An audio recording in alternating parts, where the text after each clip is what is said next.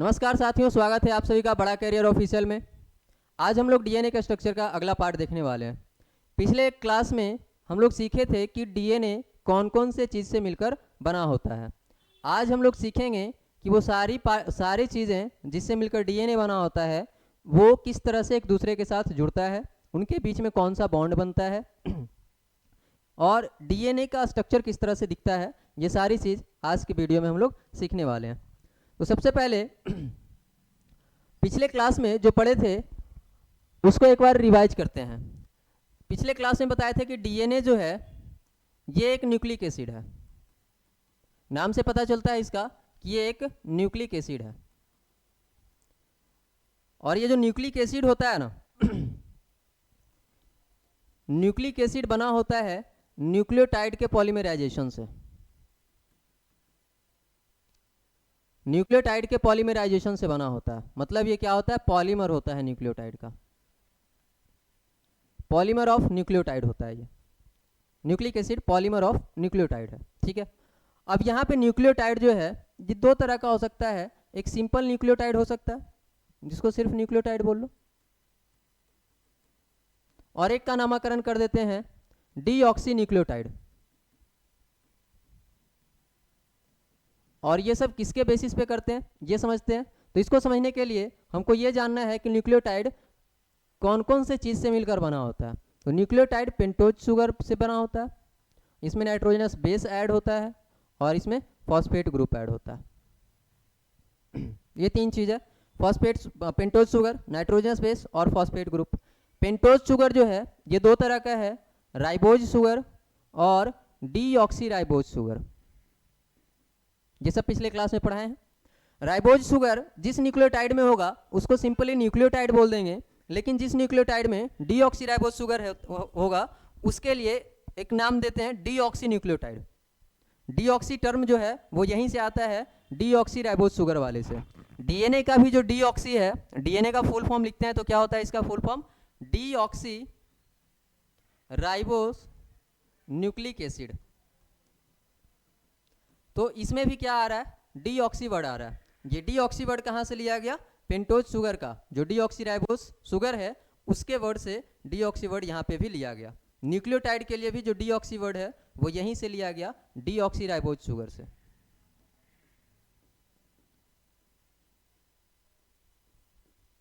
Deoxy ribose sugar से। अब यहाँ पे हम लोग देखते हैं कि अगर हम पेंटोज शुगर और नाइट्रोजनस बेस को ऐड करते हैं तो क्या बनता है, न्यूक्लियोसाइड बनता है। और इसमें अगर फॉस्फेट ग्रुप को भी ऐड कर देते हैं तो क्या बनता है, न्यूक्लियोटाइड बनता है।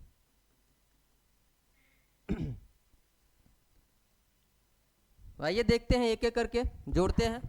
पेंटोज शुगर में ना हम सबसे पहले राइबोज शुगर को जोड़ते हैं और इस राइबोज शुगर के साथ नाइट्रोजनस बेस में हम एडेनिन को जोड़ लेते हैं।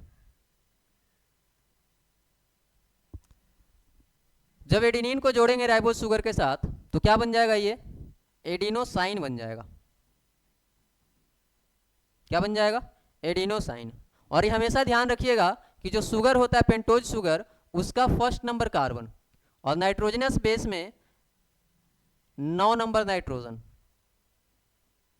अगर प्यूरिन है तब, प्यूरिन के केस में 9 नंबर नाइट्रोजन या फिर पायरिमिडीन के केस में 1 नंबर का नाइट्रोजन। मतलब बॉन्ड बनाने के लिए कौन कौन सा कार्बन कौन सा नाइट्रोजन यूज होता है ये बता रहे हैं कि पेंटोज शुगर के पहले नंबर कार्बन से नाइट्रोजनस बेस अटैच होता है, इतना ध्यान रखना है। अब नाइट्रोजनस बेस में प्यूरिन है तो 9वें नंबर नाइट्रोजन के साथ अटैच होगा पहले नंबर कार्बन पे। अगर नाइट्रोजनस बेस पायरिमिडीन है तो वो पहले नंबर कार्बन से अटैच होगा शुगर के साथ। तो यहाँ पे लिखते हैं हम शुगर, पेंटोज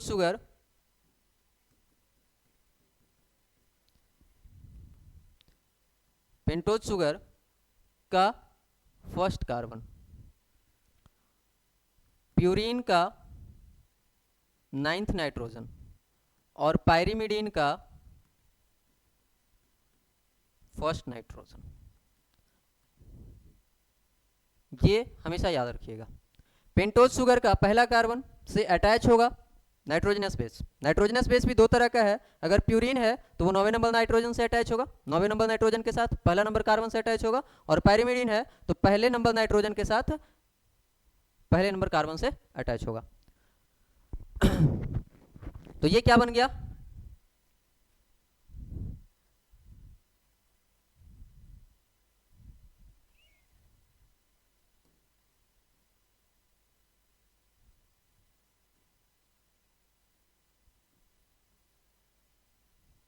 ये बन गया न्यूक्लियोसाइड। कैसे बना न्यूक्लियोसाइड, पेंटोज शुगर और एडेनिन मिला दी, मतलब राइबोज शुगर और एडेनिन मिला दिया तो ये बन गया एडिनोसाइन। इसमें फॉस्फेट ग्रुप ऐड करते हैं। कितना फॉस्फेट ग्रुप ऐड करते हैं, पहले हम एक ही फॉस्फेट ग्रुप ऐड करते हैं। तो जब एक फॉस्फेट ग्रुप ऐड कर देंगे तो इसका नाम पड़ जाएगा एडिनोसाइन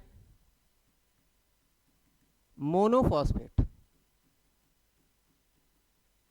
क्या नाम पड़ जाएगा इसका, एडिनोसाइन मोनोफॉस्फेट।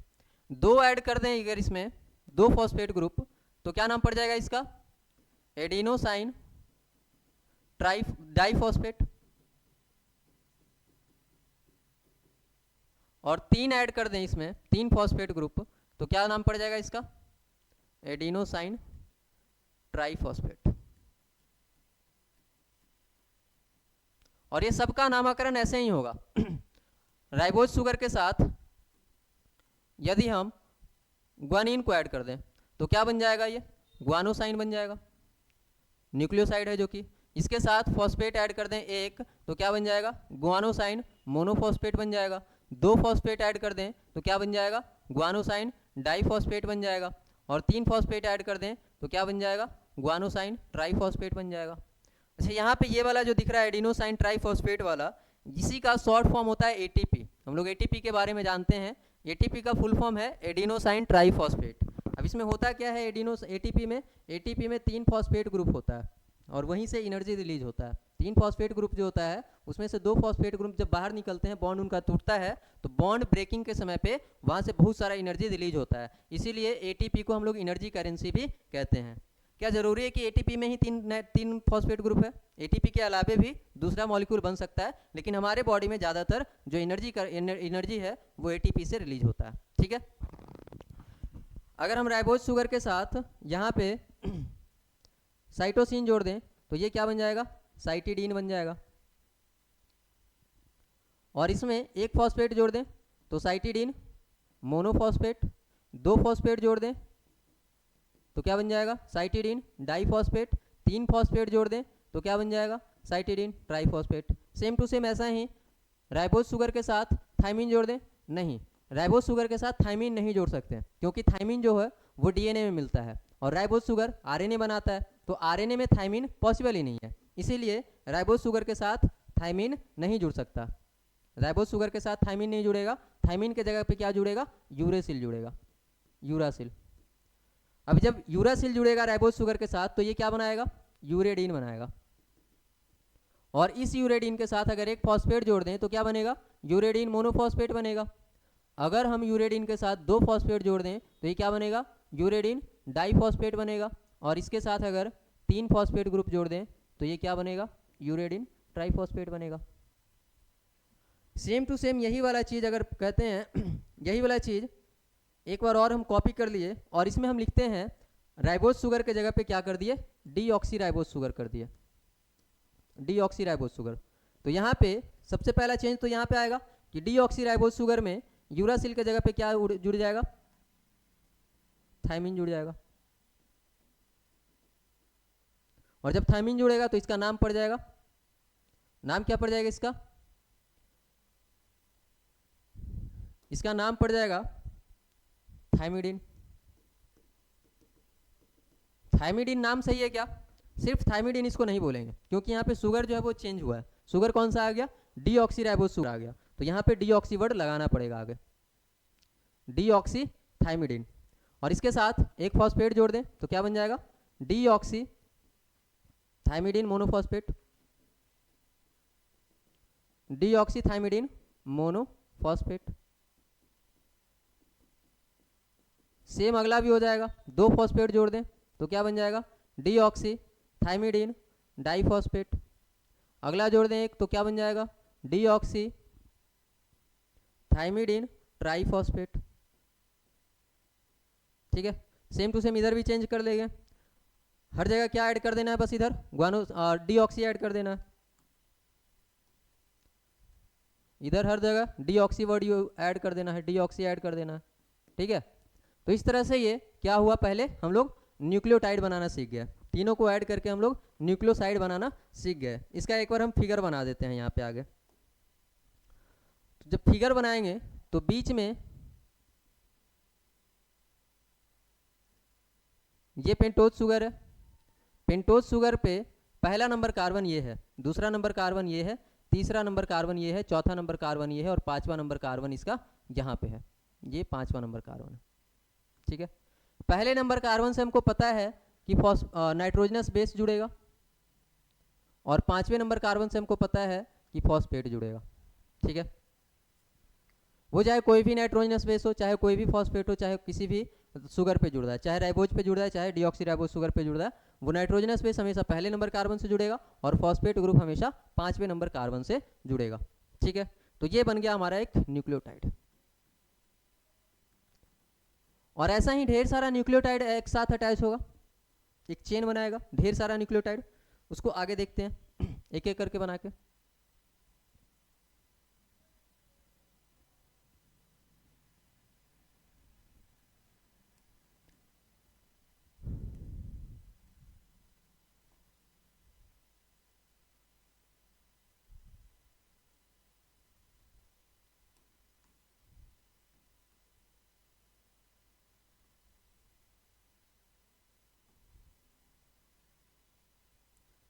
तो इस तरह से हम ढेर सारा क्या बना लिए, पहले सबसे पहले ढेर सारा राइबोज शुगर बना लिए। अब इस राइबोज शुगर के साथ पहले नंबर कार्बन से ये नाइट्रोजनस बेस ऐड कर देते हैं, नाइट्रोजनस बेस। चलो नाइट्रोजनस बेस के जगह पे हम उसका नाम ही लिख देते हैं। चलो हम यहाँ पे एडेनिन ऐड कर देते हैं, यहाँ पे ग्वानिन ऐड कर देते हैं, यहाँ पे एडेनिन ऐड कर देते हैं, यहाँ फिर से ग्वानिन ऐड कर देते हैं। नाइट्रोजनस बेस है ये। और इसके पांचवें नंबर कार्बन से क्या अटैच है, फॉस्फेट ग्रुप अटैच है। इसके पांचवें नंबर कार्बन से क्या अटैच है, फॉस्फेट ग्रुप अटैच है। इसके पांचवें नंबर कार्बन से फॉस्फेट अटैच है, इसके ही पांचवें नंबर कार्बन से फॉस्फेट ग्रुप अटैच है। ठीक है, तो ये क्या बना है, एक न्यूक्लियोटाइड है, ये दूसरा न्यूक्लियोटाइड है, ये तीसरा न्यूक्लियोटाइड है और ये चौथा न्यूक्लियोटाइड है। और ऐसे ऐसे करके बहुत सारा न्यूक्लियोटाइड आएगा। ठीक है, हर एक न्यूक्लियोटाइड का जो फॉस्फेट ग्रुप है ना, इस वाले न्यूक्लियोटाइड का ये जो फॉस्फेट ग्रुप है, इससे पहले वाला जो न्यूक्लियोटाइड है, इसके तीसरे नंबर पे एक OH ग्रुप लगा हुआ था, इसको रिमूव करेगा और तीसरे नंबर कार्बन इसका खाली होगा और तीसरे नंबर कार्बन पे ये फॉस्फेट ग्रुप इसके जुड़ जाएगा। इसका फॉस्फेट भी इसके तीसरे नंबर कार्बन से जुड़ेगा, इसका फॉस्फेट भी इसके तीसरे नंबर कार्बन से जुड़ेगा और यहाँ पे इसका जो तीसरा नंबर कार्बन है इसमें OH लगा है ताकि अगला न्यूक्लियोटाइड इसके साथ जुड़ सके। ठीक है, तो नंबरिंग यहाँ पे बता दें,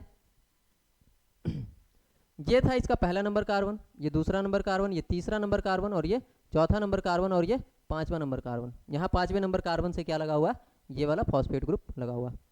इसका भी सेम, पहला दूसरा तीसरा चौथा और ये पांचवा। इसका भी सेम 1 2 3 4 और ये 5। इसका भी सेम 1 2 3 4 और ये 5। अगर इसका हम देखें कि ये किस डायरेक्शन में जा रहा है, तो इसका डायरेक्शन अगर देखते हैं तो ये 5 प्राइम से होकर कहाँ जा रहा है, 3 प्राइम डायरेक्शन में जा रहा है।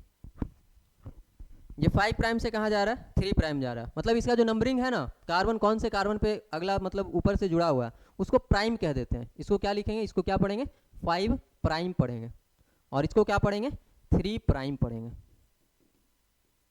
ठीक है, तो ये क्या बन गया, एक चेन बन गया, ये चेन बन गया न्यूक्लिक एसिड का। ठीक है, ये सिंगल स्टैंड कहते हैं, इसको क्या बोलते हैं, सिंगल स्टैंड कहते हैं। ये ना एक सिंगल स्टैंड बना। ठीक है, अब इसी के जैसा एक स्टैंड इसके अपोजिट में बनेगा, अपोजिट साइड में, और कैसा, इससे एंटी पैरेलल। ठीक है, और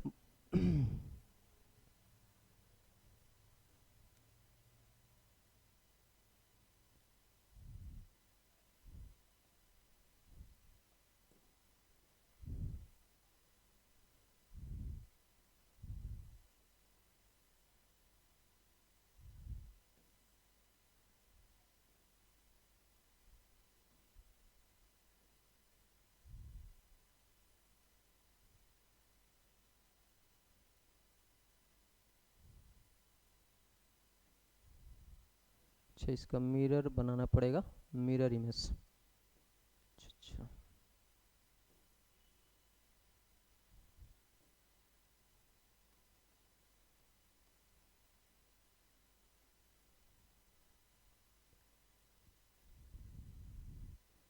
इसका हम लोग को मिरर इमेज बनाना पड़ेगा।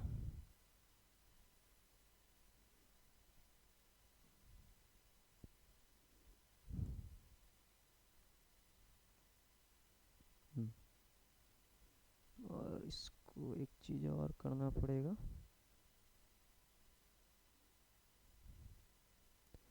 छोड़ो यार, इतना देर में बना लेंगे।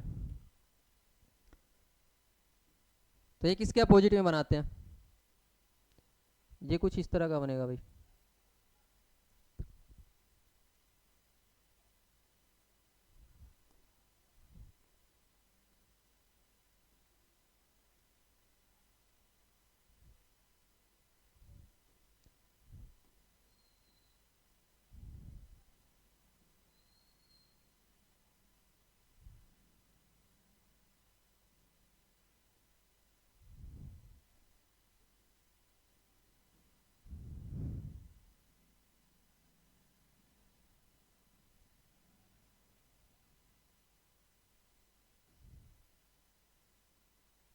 तो ये कुछ इस तरह का बन गया।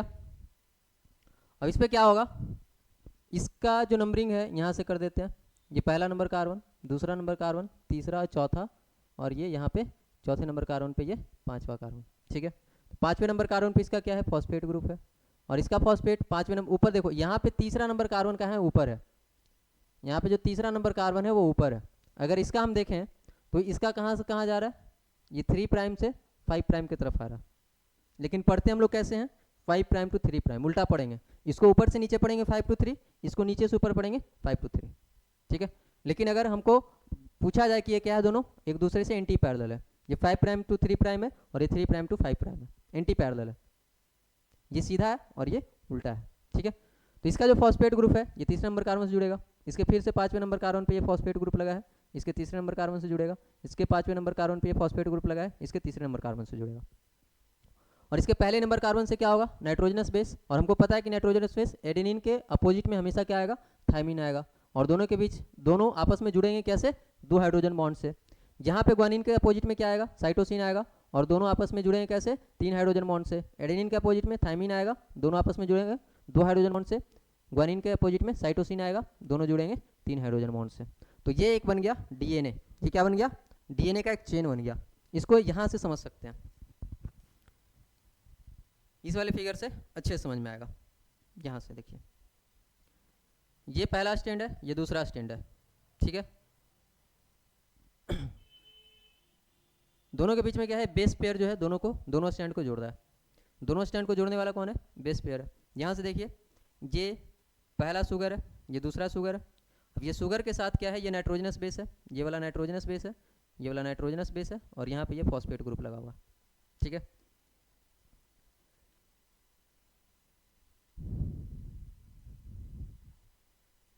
और यहाँ पे ये जो दिख रहा है मॉडल, ये जो सीधा सीधा हम बना दिए ना पिछले इस वाला में ये जो सीधा सीधा बना दिए, ये एक्चुअली में एकदम सीधा नहीं होता। ये क्या होता है, एक दूसरे पे ट्विस्टेड होते हैं। इस तरह से ये घूम जाते हैं, ट्विस्टेड होते हैं। जैसे इसमें दिख रहा है, इस वाले फिगर में ये क्या है, एक दूसरे पे ये ट्विस्ट हो गया। यहाँ पे देखिए, ये क्या हो गया, ये ट्विस्ट हो गया इस तरह से। ठीक है, जैसे ये सीधा सीधा बना दिए, ये जैसे जैसे क्या हो रहा है, ट्विस्ट होते जा रहे हैं। इसके वजह से इसमें एक मॉडल बनता है, हेलिक्स मॉडल इसको बोलते हैं। डीएनए का जो मॉडल बनता है, डीएनए का जो स्ट्रक्चर होता है, उसको डीएनए डबल हेलिक्स मॉडल बोलते हैं। ठीक है, डीएनए डबल हेलिक्स मॉडल यहाँ से और अच्छे से समझ सकते हैं। यहाँ से ये वाला, इसमें देखिए 2 स्टैंड दिख रहा है, ये एक स्टैंड है, ये एक स्टैंड है, और ये दूसरा स्टैंड है। 2 स्टैंड दिख रहा है। दोनों स्टैंड जो है एक दूसरे को कभी कट नहीं करते हैं। दोनों एक स्टैंड जो है एक दूसरे पे कभी क्रॉसिंग ओवर नहीं करते हैं। वो हमेशा क्या होते हैं, एक दूसरे से घूम घूम के ऊपर नीचे होते हैं। जैसे यहाँ पे घुमाते हैं इसको तो समझ में आ जाएगा। ये देखिए, यहाँ पे लग रहा है कि ये कट कर रहा है, लेकिन ये एक्चुअली कट नहीं कर रहा है। देखिए यहाँ पे घुमाते हैं तो ये क्या है, दोनों आपस में सेपरेटेड है। यहाँ लग रहा है कट कर रहा है, यहाँ पे घुमाते हैं तो ये दोनों आपस में सेपरेटेड है। तो इस तरह से क्या है, ये दोनों स्टैंड जो है आपस में सेपरेटेड होते हैं हमेशा, ये कभी एक दूसरे को कट नहीं करते हैं। यहाँ समझ सकते हैं, ये डीएनए का 2 स्टैंड, और दोनों स्टैंड के बीच में ये जो दिख रहा है, ये जो दिख रहा है ये लिंकेज जो है ये नाइट्रोजनस बेस है, दोनों स्टैंड के बीच में ये क्या है, नाइट्रोजनस बेस है। ठीक है, तो ये डीएनए का स्ट्रक्चर है, एक्चुअल स्ट्रक्चर डीएनए का यही है, ऐसा ही होता है डीएनए। तो आज हम लोग ये इतना ही पढ़ते हैं, डीएनए के बारे में सीख चुके हैं हम लोग, डीएनए का स्ट्रक्चर समझ चुके हैं। अब इसके बाद हम लोग को पढ़ना है डीएनए का डिस्कवरी। डीएनए का डिस्कवरी किसने किया, डीएनए का ये जो मॉडल है, ये जो स्ट्रक्चर है, ये किसने दिया, ये सब पढ़ेंगे।